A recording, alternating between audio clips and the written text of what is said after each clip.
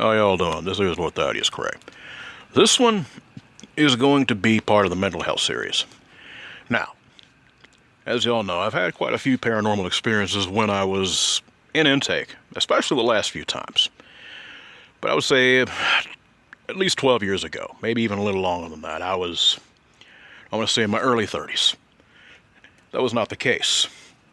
And as y'all know, I've been in and out quite a few times during this period of my life. This is one of those times. This is one of the more extreme situations I was in. I had not been getting sleep, and I'd been in for probably about 2 days, I want to say. Maybe a little less. So I was acclimating and all that. And of course, the block, whatever you want to call it, I was in was not... It was for people who were somewhat unstable, but not totally thrown off. This young boy that was in there should not have been in there. I'm going to be honest. I'm going to name him Randall. That's not his true name. But for respect's sake and privacy's sake, that's what he's going to be, Randall. So anyway, this young man, like I said, he should not have been in that block. He should have been somewhere else. He had no business being there. But I'm guessing because maybe there was too many people in the other block. They couldn't transfer him out. So anyway, he was my roommate. And this boy couldn't have been older than 18. 18. He was, tall, skinny, quite literally a rail of a kid. And unfortunately, I had not had much sleep. I had not been sleeping for days. And he was...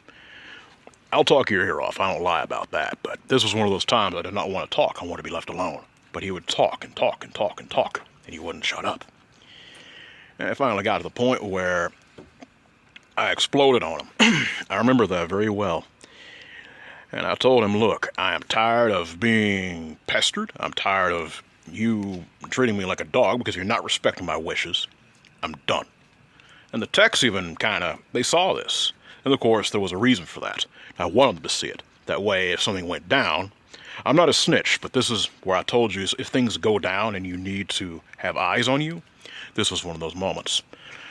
So anyway, this young man, of course, didn't take kindly to that, which I can kind of understand on his eyes. But in the end, it didn't matter. I was the one that was dealing with his shit. I was fed up. So, of course, insults and threats were thrown at each other. And they got us, they were able to get between us. And needless to say, he was such a pain in the ass. He would drive everyone crazy even during group meetings and stuff, with the therapists. I mean, they're doing what they're paid to do. The techs are doing what they're paid to do. And that is to keep order in the block. That's just how it is.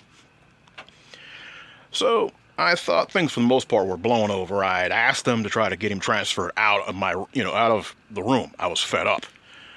But they said that would take a while. Well, apparently it wasn't as much of a while as I thought.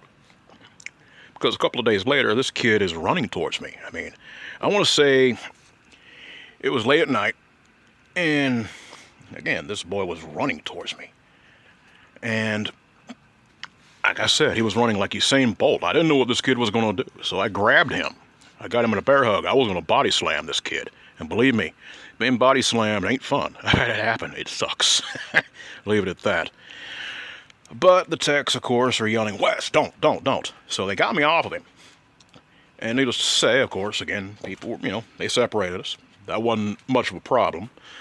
But the thing is that things didn't get better for this poor kid. And I'm going to be honest with you. It got real bad for him.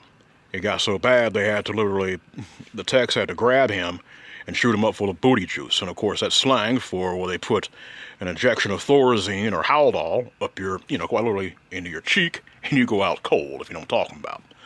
It takes a while, but that's what they done to him. And then they lock him up in a padded room, and he's hammering on the walls. Man, my God, he's just so loud, hammering and hammering on the walls. It took a long time for him to finally stop. They stripped that poor boy out of his clothes, and they took him elsewhere, probably to the other block. But here's the thing. I'm not saying this to basically prove one situation or another.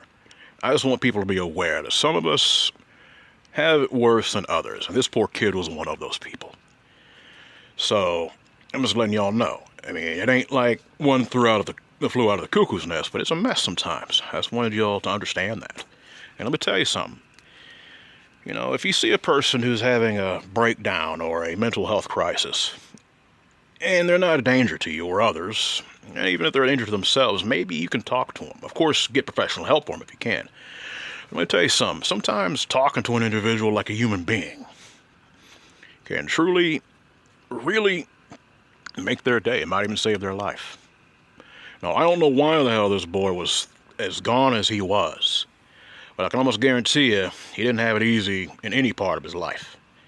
And it's something you have to be aware of. Would I have treated him differently now? I can't tell you. Because honestly, lack of sleep will make a person nuts. And that's just how it is. And plus, he was a threat. That's just how it is.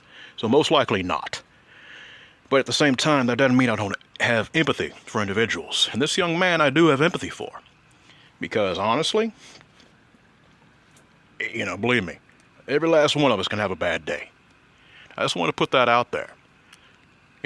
People really need to have empathy for others. They really have to. Because believe me, it's not a matter of what you do on a grand scale to make the world a better place. It's what you do in small steps around you. I figured this was important to share. You guys know what I do. I'm the producer for Dark Waters Entertainment. If you've had an encounter, sighting of any sort, my email is westvic@imdarkwaters.com. Y'all be blessed and y'all be safe.